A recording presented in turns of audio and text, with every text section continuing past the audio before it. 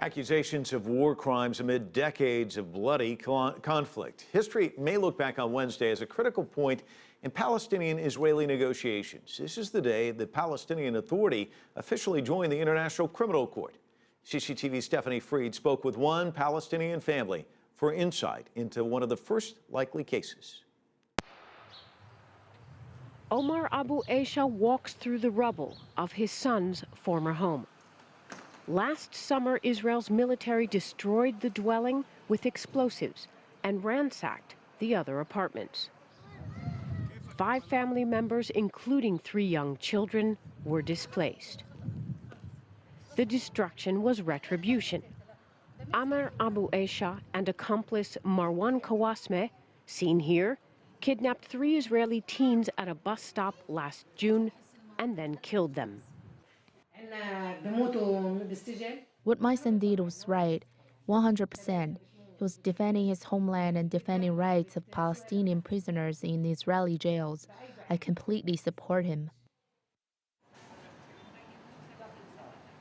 At the time of the kidnappings and killings, her son and his accomplice were tracked by Israel's army to this inner city basement hideout. This is where the final stand between Israel's army and the kidnappers took place. The kidnappers were killed here.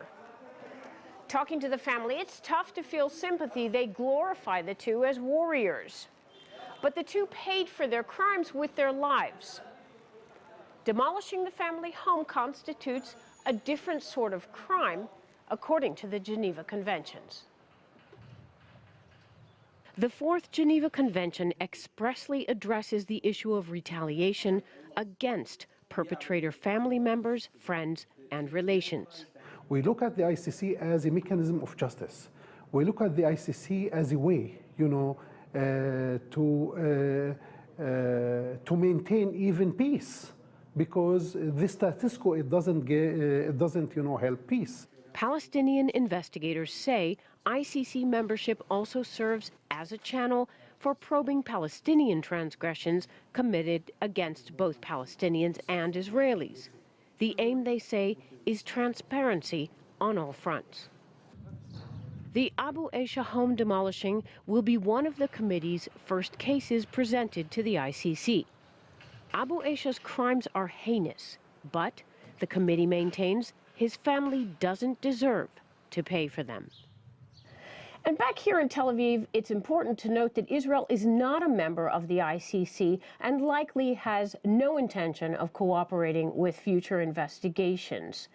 Now, Israel's accusing the Palestinian Authority, Palestinian leaders, of essentially gaining statehood by joining the International Criminal Court and thereby circumventing peace negotiations. But remember, during Benjamin Netanyahu's recent re-election campaign, he said there will be no independent Palestinian state if he is re-elected.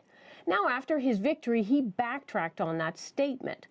But with possible ICC investigations in the coming years, the looming question is, what will happen to Palestinian-Israeli peace negotiations stalled for a year in the coming months and the coming years?